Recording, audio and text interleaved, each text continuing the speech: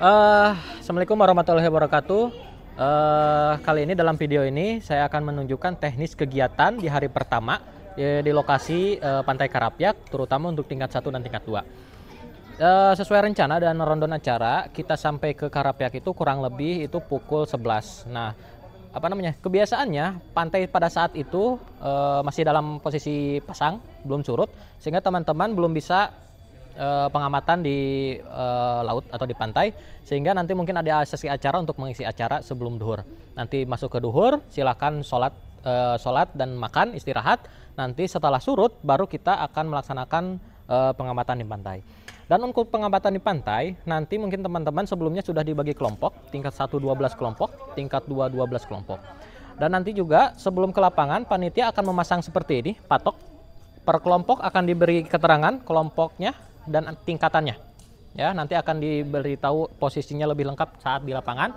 Intinya nanti saat di bibir pantai, teman-teman tingkat 1 dan 2 akan menemukan patok seperti ini. Patok ini ada keterangannya per kelompok. Ya, nanti ketika ada instruksi silakan melakukan pengamatan, berarti teman-teman harus mencari atau mendapatkan posisi di dekat bendera ini. Nah, setelah itu dapat dibayangkan, misalkan ini adalah garis kuning, ini adalah bibir pantai, ini adalah laut kesananya, laut, ini bibir pantai. Ya, jadi langkah pertama teman-temannya itu membuat plotnya itu 1x1 menggunakan paralon seperti ini. Ya, bisa dirakit, bisa dibuka, ya, paralon seperti ini 1x1. Langkah pertama, nanti teman-teman akan dibekali meteran seperti ini. Langkah pertama, nanti ada anggota kelompok yang membentangkan sepanjang 30 meter, yang sebelumnya itu 50 meter, nah kita revisi menjadi 30 meter. Mohon dibantu, nanti langkah pertama, dari titik pantai, di bibir pantai, silahkan bentangkan sepanjang 30 meter ke arah samudra. Ya, ke pantai lepas 30 meter, misalkan sampai 30 meter. Ya, tepatkan 30 meter. Fungsi bentangan ini adalah untuk sebagai gambaran teman-teman sejauh mana akan pengamatan dan ke arah mana melakukan pengamatan. Ya. Setelah itu, setelah 30 meter sudah dibentangkan dan tahu tujuan pengamatan, silahkan gulung lagi meterannya. Gulung lagi. Nah, lalu mulai plotnya, letakkan plot 1x1 itu tepat di sini. Karena nanti akan ada jarak dari kelompok A ke kelompok B atau kelompok 1 ke kelompok selanjutnya itu 5 meter. Ya, ke pinggir 5 meter jaraknya. Jadi tepatkan plot di sini, silahkan teman-teman lakukan pengamatan bokrip dan join dalam plot yang sudah dibuat. Silakan diamati spesimen atau golongan bokrip dan golongan join, catat di LKM.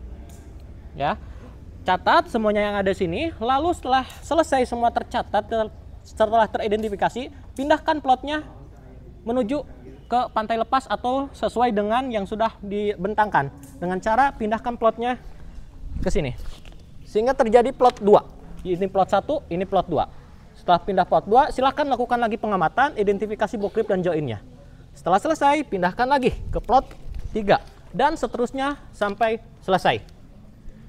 Ya, catatan, jika teman-teman menemukan spesimennya, silahkan diambil, nanti oleh panitia akan dibekali dengan penjepit dan plastik spesimen. Silahkan diambil untuk dilakukan pengawetan dan pengamatan nanti di darat. Dengan catatan, jika di plot 1 sudah menemukan spesimen itu sudah ditangkap, tidak perlu menangkap lagi. Jadi pilih saja spesimen yang baik menurut teman-teman. Selanjutnya, catatan yang selanjutnya, jika dalam bentang ini pengamatan ada kondisi yang tidak memungkinkan untuk pengamatan, contohnya ada palung, ada lekukan yang dalam dan tidak dimungkinkan untuk menyelam, silakan plot teman-temannya bisa dipindahkan ke pinggir di sini. Tapi dengan bayangan satu garis lurus sama, dengan tidak mengacak, tapi pindah aja ke pinggir, menghindari palungnya. Gitu. Catatan yang kedua. Untuk catatan yang ketiga, jika teman-teman sebelum 30 meter dan tidak memungkinkan lagi untuk melakukan pengamatan, contohnya lautnya agak pasang atau agak tinggi, tapi jaraknya belum 30 meter belum selesai, bisa dihentikan saja. Ya, tidak perlu dipaksakan sampai 30 meter. Gitu catatannya. Setiap pengamatan per plot, idealnya itu teman-teman melakukan pengamatan lingkungan, yaitu adalah pH, DO dan salinitas menggunakan alat ini.